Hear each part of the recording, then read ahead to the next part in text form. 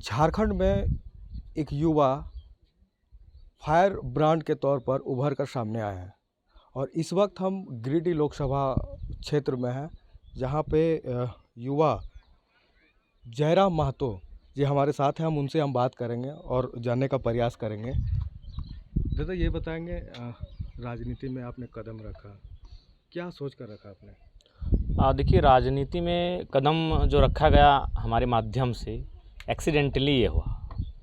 2-2.5 साल पहले एक मूवमेंट हुआ था भाषा को परीक्षा में शामिल करने को लेकर, और झारखंड और खासकर धनबाद बोकारो ज़िले के जो छात्र हैं उन्होंने असहमति दर्ज कराई कि भाई ये भाषा हमारे क्षेत्र की नहीं है।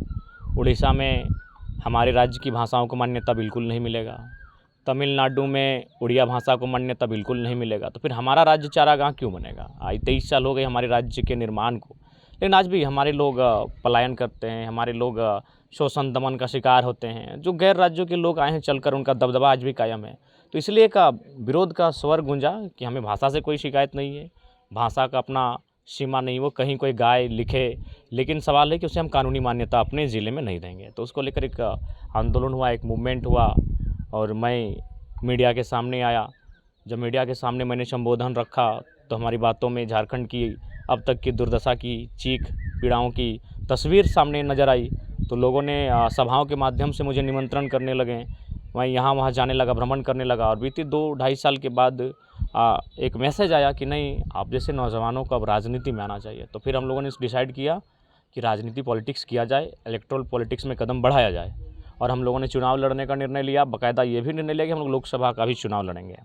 तो आपने लोकसभा का चुनाव लड़ रहे हैं इंडिपेंडेंट में, क्या उम्मीद करते हैं? देखिए, अभी तक जो माहौल बना है, हम लोग जीत रहे हैं। चुनाव तो जीत हार होगी ही, लेकिन इंडिपेंडेंट होके आप बिना किसी बूथ मैनेजमेंट के, हमारा कोई बूथ मैनेजमेंट नहीं है, बस लोगों की भावना है कि गिरिडीह से जयराम महतो लड़ रहा है, उसके प्रत्याशी जहाँ जहाँ लड़ रहे हैं उस लड़के को सपोर्ट करना है कि वो हमारे बच्चों के भविष्य की बात करता है, वो झारखंड में फ्री और फेयर एग्जाम की बात करता है, वो किसानों की ज़मीन की बात करता है, वो मजदूरों के वेतन वृद्धि की बात करता है, और वो हमेशा मजबूती के साथ हमारे साथ खड़ा होता है। तो ये एक मैसेज गया, कहीं बूथ मैनेजमेंट नहीं हुआ है। हमको लगता है कि कागज़ और कलम के अलावा कहीं हम लोग बूथ मैनेजमेंट कुछ नहीं है हम लोग का, बस एक आइडियोलॉजी है। यूट्यूब के माध्यम से, फेसबुक के माध्यम से और गांव-गांव सभाओं के माध्यम से हम लोग का बात जनता तक गया है कि हम लोग करना क्या चाहते हैं, हम लोग कहना क्या चाहते हैं। बाकी कोई बूथ मैनेजमेंट नहीं है। उसके बाद भी आज तमाम जो पॉलिटिकल लीडर हैं, इंडिया गठबंधन, एनडीए गठबंधन, वे लोग सत्ते में हैं, वे लोग सामने से हैं झारखंड की राजनीति में। तो कहीं ना कहीं हम लोग मान रहे हैं कि बहुत बेहतर स्थिति में है, और गिरिडीह लोकसभा चुनाव तो फतह करेंगे ही। जो विधानसभा के चुनाव 6 महीना के बाद हैं, उनमें कहीं ना कहीं हम लोग प्रभावशाली दिखेंगे। अगर आप चुनाव जीत जाते हैं तो सबसे पहला आपका क्या रहेगा मुद्दा? देखिए, अगर चुनाव जीत के हम लोग जाते हैं तो मैंने स्पष्ट कहा है कि झारखंड को अगर आप जानने का प्रयास करेंगे, झारखंड को अगर समझने का प्रयास करेंगे, चाहे आप तिलका मांझी को समझें, रघुनाथ महतो को समझें, बिरसा मुंडा को समझें, या तमाम जो भी अंग्रेज़ों के कालखंड में जितने भी झारखंड के आंदोलनकारी हुए हैं, क्रांतिकारी हुए हैं, तो उनका एक ही मकसद था, झारखंड की ज़मीन को बचाया जाए। इस सोने झारखंड के जो भूभाग हैं, उस भूभाग के टुकड़े को बचाया जाए। तो हम लोग सबसे पहला बात रखेंगे कि भाई आज जिस प्रकार से कॉरपोरेट जगत झारखंड में हावी है, जिस प्रकार अमानवीय तरीके से हमारी ज़मीनों का अधिग्रहण किया जा रहा है कंपनी के माध्यम से, तमाम उद्योग के माध्यम से, उनको सिस्टमेटिक किया जाए। लीज़ की जो प्रक्रिया है उसको सिस्टमेटिक रखा जाए। आपको हम बताना चाहेंगे, बैरमा में 999 साल का लीज़ है। ये कोई भी सुनेगा तो मैंने हंसेगा कि 999 साल का लीज़ कैसे? ये असंवैधानिक विधि झारखंड में चलती है। तो इसीलिए जब हम लोग सदन में जाएंगे तो अपने पीड़ा से परिचित करवाएंगे। आज किस प्रकार बहुत ही सातिर तरीके से हमारी जो जीएम लैंड है, जीएम यानी जो रैयत का लैंड होता है, आज उसको सरकार अपने लैंड बैंक में तब्दील कर रही है, और उनको पर्चा, एमओ का पर्चा काट रही है कंपनियों के लिए। तो आज आप हमारे साथ खड़े हैं तो एक सुंदर झारखंड दिख ही रहा है। लेकिन आज अगर हमारा विषय अगर सदन में स्थान नहीं मिला तो हमें लगता है 20 साल बाद अगर इसी झारखंड को आप इंटरव्यू करने के लिए आएंगे तो शायद झारखंड उजड़ चुका होगा। तो इसलिए हमारा मानना है कि सबसे पहले झारखंड के भूभाग को, झाड़ और खंड को बचाया जाए। जो झारखंड का मतलब है, झाड़ यानी जंगल और खंड यानी भूभाग, तो इन चीज़ों को बचाने के लिए सबसे पहले संसद में आवाज़ उठेगी, और उसके लिए हम लोग एक विधेयक, एक कानून बनाने की मांग करेंगे। अभी तक आपने कितनी सभाएं और कितने रोड शो अभी तक आपने किए हैं? देखिए, अगर 2.5 साल से हम लोग इतना मग्न हो चुके हैं झारखंड राज्य की राजनीति में, आंदोलन में, कि अनुमान नहीं, लेकिन अनुमानित तो लगभग 2000 के आसपास जनसभा मैंने किया, और केवल गिरिडीह लोकसभा के अगर परिप्रेक्ष्य में देखा जाए तो 450 सभा को मैंने किया है। तो 2000 सभाएं 2 साल में असंभव था, लेकिन कुछ तो कुदरती ताकत है हमारे पास, जो लगातार हम लोग इस राज्य का भ्रमण करते हैं, लगातार 400-500 किलोमीटर का दौरा करते हैं और लोगों तक अपने मैसेज, अपने विचारों को पहुंचाने का कार्य करते हैं। तो बिल्कुल जयराम दा, एक चीज़ और आपसे पूछना चाहेंगे। कुछ एक वीडियो वायरल हो रहा है जिसमें इरफान अंसारी जो जामताड़ा विधायक हैं, उनके मतलब ये में जो है आपने एक टिप्पणी किया था कि नहीं, एक्चुअली वो तो इरफान दा का ही एक बयान था। पहला बात है कि देखिए, इरफान दा को आज जो झारखंड की पॉलिटिक्स में युवा हैं, उनको स्ट्रेट से दूर होने के लिए देखते हैं। उनके पास ना तार्किक बातें हैं, ना लहजा है, और तो इसलिए बड़ा माने युवा हैं, बिल्कुल नो डाउट इरफान को वॉच करते इरफान दा को, लेकिन कहीं ना कहीं मस्ती लेने के लिए। तो उनका खुद का बयान था, वो कुछ महीने पूर्व अपने 2 विधायक, कांग्रेस के विधायकों के साथ पश्चिम बंगाल में पकड़े गए थे, जिसमें शायद 38 या 40 लाख के आसपास का 51 लाख रुपए धरे गए थे। तो जब सवाल हुआ तो कह रहे थे साड़ी खरीदने गए थे। तो जाहिर सी बात है, साड़ी भी वही हम लोगों ने कहा भाई साड़ी कौन पहनता है, अगर आपके घर में कोई पहनता है, आपकी अर्धांगिनी, तो इतना महंगा साड़ी। तो हमने वही कहा कि अगर उससे अच्छा है कि आप इस सड़क की मरम्मती कर लेते तो बेहतर होता। तो ये कहीं ना कहीं उनका जो बयान होता है हमेशा बेतुका होता है, कोई तर्क नहीं, और बोलते हैं कि हम जनता के लिए साड़ी खरीदने गए थे। तब फिर अब मोदी जी को बोलते हैं कि नहीं, आप 4 बाँट के वोट ले रहे हैं, तो आप भी साड़ी बाँट के क्यों वोट लेंगे? आप सरकार में हैं, कांग्रेस पार्टी या झारखंड मुक्ति मोर्चा के साथ सरकार में है।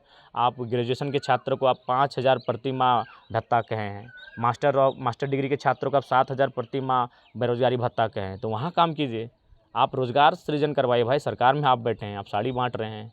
तो ये था, ये बयान उनका ही बयान था, उसी बयान पर हमारा क्वेश्चन था।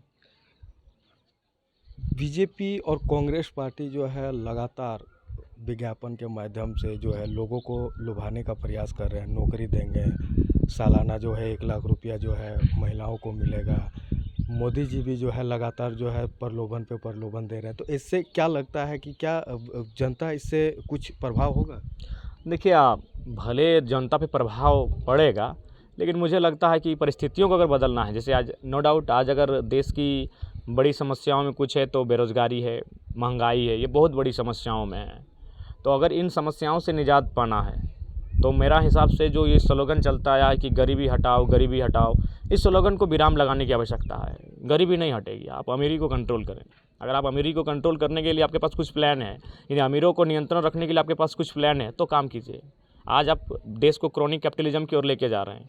क्रोनिक कैपिटलिज्म का मतलब ये होता है जिसमें आईएएस, आईपीएस और नेता मिलकर अमीर बनाने में सहयोग करे। तो आप तो तमाम आज हमारे झारखंड में आज अगर कहीं भी किसी गांव में जाइएगा तो कोई कंपनी आई है तो तुरंत माने 100-150 की संख्या में पुलिसकर्मी आके खड़े हो जाते हैं डराने के लिए जनता को। तो जाहिर सी बात है, आज आप देश को ये राजनेता क्रोनिक कैपिटलिज्म की ओर लेके जा रहे हैं और आप जनता के साथ वादा कर रहे हैं। नहीं चलेगा, गरीबी नहीं मिटेगी। आपके पास अगर कोई प्लानिंग है तो अमीरी को कंट्रोल कीजिए, इस देश को इंडिया ही रहने दीजिए, अडानी मत बनाइए। इस देश का स्पेलिंग INDI है, उसे ADANI तब में तब्दील मत कीजिए। अगर वो आपके पास प्लानिंग है तो मुझे लगता है इस देश में सुधार होगा। तो सबसे पहले जो भी राजनीति में आते हैं, हम लोग तो वही कहें कि अगर हमारे दल से कोई जीत के जाएंगे तो 75% अपना जो खुद का सैलरी होगा उसे डोनेट करेंगे। हमारे दल से अगर कोई जीत के जाएंगे तो हमने ये भी घोषणा किया है कि उनके ब्लड रिलेशन में उनका बेटा बेटी कोई चुनाव को नहीं लड़ेगा। उसके बाद हमारे चले जाने के बाद अगर कोई प्रतिभावान होगा तो देखा जाएगा। तो कुछ चीज़ें आपको चौंकाने वाली हैं, जो कुछ चीज़ें ऐसी हैं जो भले लोग मैंने लगेगा ये मजाक की बात हो रही है, लेकिन रियलिटी में उसको करना होगा। आप चंद मुट्ठी भर परिवार के हाथों में देश की संपत्ति थमा रहे हैं। आप परिवारवाद दोनों पार्टी में है, किस पार्टी में परिवारवाद नहीं है? बाप के बाद बेटा विधायक, बेटा के बाद तीसरा पीढ़ी विधायक बन रहा है, सांसद बन रहा है, और आप कहते हैं हम देश की उन्नति करेंगे। ऐसे देश की उन्नति बिल्कुल नहीं होती है। देश की उन्नति करना होगा तो आपको बैठना होगा, इकोनॉमिस्ट के साथ बैठना होगा, जो भी देश के बेहतरीन अर्थशास्त्री उनके साथ बैठना होगा, और ये चीज़ करना होगा कि सोशल इंजीनियरिंग को आपको लागू करना होगा। यहाँ इस देश में एक व्यक्ति के पास इतना पैसा है तो दूसरे के पास इतना है, इतने बीच में जो अंतर है वो नापने में से मैंने बहुत समय लगेगा। तो इसलिए अगर भारत देश के तमाम बुद्धिजीवियों के पास, भारत देश के सरकार में बैठे लोगों के पास अगर गरीबी हटाने के बजाय अमीरी को कंट्रोल करे, गलत अमीरी, अनियंत्रित तरीके से जो अमीरी की ओर तब्दील हो रहे हैं, अगर उनको कंट्रोल कर पाते हैं तो मेरा भारत देश छोड़िए, हमारे झारखंड की बात करें तो 40% खनिज संपदा देते हैं। आज इसी राज्य में कुछ लोग ऐसे हैं जो दिन भर में 300 रुपये की मजदूरी करते हैं, और कुछ लोग एक कोयला का खदान है, एक दिन में 1 करोड़ बेचता है, 1 करोड़ एक दिन में। तो इसका मतलब है बहुत, या तो आपको उन लोगों से डर लगता है जो पैसे वाले हैं, आखिर वास्तविकता है। मानते हैं संविधान का सम्मान और कोई करता है, हम भी करते हैं, लेकिन ये बाबा साहब का कथन था कि अगर संविधान चलाने वाला अच्छा होगा तो देश अच्छाई के रास्ते पे चलेगा, और संविधान चलाने वाले अगर बुरे होंगे तो फिर अभिशाप साबित होगा। तो आज उनके लिए कोई कानून नहीं है, आज वे कानूनों को तार तार कर रहे हैं। ये तमाम क्षेत्रों में हमारे जहाँ जहाँ कोयला का प्रोडक्शन होता है, जहाँ जहाँ कोयला का खनन होता है, बिल्कुल अवैध तरीके से होता है, अमानवीय तरीके से होता है और असंवैधानिक तरीके से होता है, लेकिन उनको रोकने के लिए कोई नहीं। क्यों? क्योंकि वही सिस्टम बैठा है, उनके पास तमाम जो सरकारी पदाधिकारी उनके साथ लगे हुए हैं, सरकार में बैठे मंत्री उनके साथ लगे हुए हैं, क्योंकि सबको अपना पेट भरना है। तो जिस दिन ये लोग ह्यूमनिज्म की बात करेंगे, जिस दिन ये मानवता की बात करेंगे, गरीब गुरबों की बात करेंगे, और सबसे पहले अपने आप को बदलेंगे। एक कहावत है ना कि अपना अपना करो सुधार तभी मिटेगा भ्रष्टाचार। तो जिस दिन हमारे नेता अपने आप को बदलेंगे तो बदलिए, इनको बदलने के लिए कहेंगे, नहीं कहेंगे 75% अपनी संपत्ति दान करें, क्योंकि उन्होंने मेहनत से नहीं कमाया है, झोल फांस करके कमाया है, अपने सत्ता का दुरुपयोग करके कमाया है। और बिल्कुल आज अगर वो आज घर में बैठ कर झाल बजाएंगे तो उनकी 10 पीढ़ी आराम से खाना खाएगी, और हमारी वर्तमान पीढ़ी कहाँ पड़ेगी, कैसा उसका फ्यूचर होगा, वो हमारे पास प्लानिंग नहीं है। तो इसलिए अगर इस देश को सुधारना है, नो डाउट ये नेताओं का देश है, चूँकि संवैधानिक देश, उसमें राजनीति का प्रथम स्थान है। ये नेताओं के देश में सबसे पहले नेताओं को सुधारना होगा, और इनका जो स्वार्थ है, इनकी जो लालच है, उस पर त्याग करना होगा। नहीं तो इसीलिए हम लोग आज लोग हमें क्यों लाइक कर रहे हैं? आज एक साधारण सा लड़का इंडिया और एनडीए के बीच खड़ा है और अभी चुनाव में जीत हासिल करने की स्थिति में खड़ा है। कोई हमारा गॉड फादर नहीं, कोई पॉलिटिकल बैकग्राउंड नहीं, बस हमारी आइडियोलॉजी। लेकिन हम लोग जीत के जाएंगे तो अपना क्षेत्र है उसके बाहर एक बित्ता ज़मीन नहीं खरीदेंगे। क्यों खरीदेंगे भाई? अगर ये नेताजी सारी संपत्ति खरीद लेंगे तो जनता तो मरेगी ही मरेगी। और सीधी सी बात है, अगर जनता अपना ज़मीन बेचता है तो मजबूरी में बेचती है, तो जो नेता मजबूरी में जनता का ज़मीन खरीद ले वो अच्छा नेता होगा? कभी नहीं होगा। आज ये देश के तमाम नेता, 2-4 ईमानदार होंगे, तमाम नेता सबसे पहला काम क्या करते हैं? ज़मीन खरीदते हैं, प्रॉपर्टी तैयार करते हैं। ऐसे नेताओं से देश नहीं चलेगा। तो हमारी आइडियोलॉजी, हम लोग झारखंड में एक प्रयास किया, हम ये भी नहीं करें कि जादू की छड़ी हम घुमा देंगे। हमने ये प्रयास किया है, हम लोग चुनाव जीतेंगे तो हमारे दल से जो लीडर चुन के जाएंगे वो अकुत संपत्ति बिल्कुल जमा नहीं करेंगे। अगर जमा करेंगे तो अगली बार से उनको टिकट नहीं दिया जाएगा। आपके ऊपर एक आरोप भी लगा रहे हैं राजनीतिक दल के लोग कि जयराम महतो जी को जो है भाजपा फंडिंग कर रहे हैं। क्या अच्छी बात बताइए, गिरिडीह में कौन हमसे हारेगी? अगर हमको भाजपा फंडिंग करती तो गिरिडीह का सीट जो उनका महत्वपूर्ण सीट है, 2004 में आखिरी बार झारखंड मुक्ति मोर्चा के झोली में गया था, उसके बाद कंटिन्यू 3 टाइम आज बीजेपी के पास है। अगर वो सीट का नुकसान होगा तो किसका नुकसान हो रहा है? तो ये केवल भ्रम की बातें हैं और केवल दिग्भ्रमित किया जा रहा है। आप अगर ग्राउंड में जाके सुनिएगा तो दोनों पक्ष कयास लगाते हैं। जेएमएम वाले कहते हैं कि बीजेपी संबंध है और बीजेपी कहते हैं जेएमएम की टीम है। तो ये इसलिए भ्रम डाला गया है कि बोल तो दिया जैसे जैसे हम लोग का कद बढ़ेगा इनकी पोल खोलेंगे। अब बिल्कुल खोलेंगे। हमने तो वही कहा जब कि इनको बुलाइए गांव में, पानी पिलाइए, फूलों की माला चढ़ाइए और सवाल कीजिए कि हमारे गांव में तमाम किसानों की एवरेज ज़मीन 3 एकड़ है, आपकी 150 एकड़ कहाँ से हो गई? इनका मुंह बंद हो जाएगा। तो इसीलिए ये सवालों के चलते, ये सुकरात को हमें याद आता है जब उसे 20 का प्याला दिया गया था, बस सवालों के चलते। तो इसलिए आज ये सवाल पसंद नहीं करते मेरे, क्योंकि वो मेरे सवाल इनकी प्रॉपर्टी को खोल के रख देते हैं। तो इसीलिए ये मैंने तरह तरह के भ्रम फैलाने का काम करते हैं, भ्रांतियाँ फैलाते हैं। जैसे चुनाव में कुछ लोग क्या किए थे कि मेरा और वर्तमान सांसद का एक फ़ोटो था मीडिया में, उसको निकाल के पोस्टर बना के और खासकर आदिवासी गाँव में जाके चिपका देते थे कि जयराम का और संसद के दोस्ती है। अरे भाई आज से 4 साल पुराना फ़ोटो है। हम गए थे एक आवेदन लेके अपने गाँव में एक ओवरब्रिज को लेकर। तो इस प्रकार से लोग बहुत गंदा प्लानिंग किया। बहुत मैंने बाकी लोग होता है ना कि अपना मेहनत से चुनाव जीतता है, और हम भी अगर जीत रहे हैं तो मेहनत कर रहे हैं। ये लोग क्या कर रहा था? साजिश कर रहा था। बताइए, मेरा फोटो कब बने गांव में चिपका दिया। पहले जान तो लीजिए हम क्यों मिले थे उनके साथ। कौन नहीं मिला होगा भाई? फुटबॉल का टूर्नामेंट हम लोग अच्छा खेलते थे, तमाम नेता वहाँ आते थे, चीफ गेस्ट बनते थे, हम लोग फाइनल जीतते थे, फोटो तो खिंचाएंगे ही। उन फोटो को निकाल के भ्रम फैलाया जा रहा है कि देखिए इनका इससे फोटो है। तो मतलब कह नहीं सकते। गिरिडीह में जो कुछ लोगों ने ऐसी निचता दिखाई है जिसको आप बयान नहीं कर सकते। क्यों ना? सबको मालूम है कि ये लड़का पॉलिटिक्स में नहीं आना चाहिए। अगर ये आएगा तो धोती खोल के रख देगा। और वही हुआ है झारखंड में। अब हर वर्ग सवाल करने लगा। अब झारखंड के बच्चे भी डरते नहीं हैं, अब डरने नहीं लगे, हम सवाल करते हैं। झारखंड में 14 लोकसभा सीट में कुल कितने सीट? हम लोग 8 सीटों से लड़ रहे हैं। 8 सीटों से चुनाव लड़ रहे हैं और हमें लगता है कि हम लोग कंटेस्ट में हैं और अच्छा वोट मार्जिन रहेगा। हर एक जगह हम लोग लाख से प्लस वोट लाएंगे, तो ये बहुत बड़ी बात है।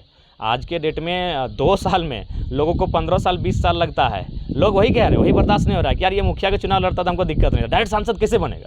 डायरेक्ट सांसद का चुनाव क्यों लड़ेगा 2 साल में? तो यही इन लोग की हालत ख़राब है कि हम लोग जीवन भर खपा देते हैं तलवा चाट के, और ये कहाँ से मैंने जंगलों से निकल कर आया है, आज जाके सीधे दिल्ली की तैयारी में है।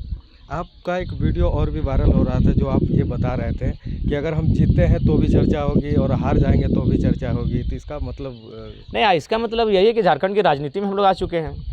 और तमाम अखबार के पन्नों की सुर्खियों में हम सब हैं, हमारा नाम है। तो यही हमने कहा था कि भाई हार जीत अलग विषय है, हम लोग झारखंड में स्थापित हो चुके हैं आइडियोलॉजी के माध्यम से, और फिलहाल झारखंड के जो लोग हैं वास्तव में अगर फ्यूचर किसी के साथ देख रहे हैं तो हम लोग के साथ देख रहे हैं। अभी उदाहरण के लिए आप किसका नाम लेते हैं, माननीय मुख्यमंत्री की अर्धांगिनी, आखिर है कौन? उसी परिवार की अंग है। तो आप परिवारवाद से दूर नहीं होंगे तो कैसे आप लोकतंत्र को मैंने खूबसूरत कहेंगे? तो कहीं ना कहीं अगर जेन्युइन फ्यूचर अगर झारखंड राज्य के लोग अगर देख रहे हैं तो हम लोग के साथ देख रहे हैं, क्योंकि सब हमारा जो प्रत्याशी हमारे हैं मैक्सिमम जो भी हैं वो 30 साल के हैं, 35 साल के हैं। तो ये तो फर्स्ट टाइम हुआ है, किसी भी राजनीतिक दल में फर्स्ट टाइम हुआ है कि सब के सब युवा लोग पॉलिटिक्स में कदम रखे हैं। बिल्कुल। तो हमारे साथ जयराम महतो जी थे, जो इंडिपेंडेंट गिरिडीह लोकसभा से जो है वो प्रत्याशी है। अब 4 तारीख को ये फैसला होगा कि आखिर जीत किसकी होती है, क्योंकि यहाँ पे त्रिकोणीय लड़ाई है, यहाँ पे महागठबंधन भी है और आजसू भाजपा से जो है वो चुनाव लड़ रही है, और ये अकेले स्टार प्रचारक के तौर पर जो है ये खुद अपने फील्ड में आकर अपना जो है सभा को संबोधित करते थे और लोगों को एक जागरूक के तौर पर और लोगों को ये बताने का प्रयास किए कि झारखंड में जिस तरह से भ्रष्टाचार हुआ है उसको कैसे रोकना है। सिथुन मोदक, धनबाद, आज तक।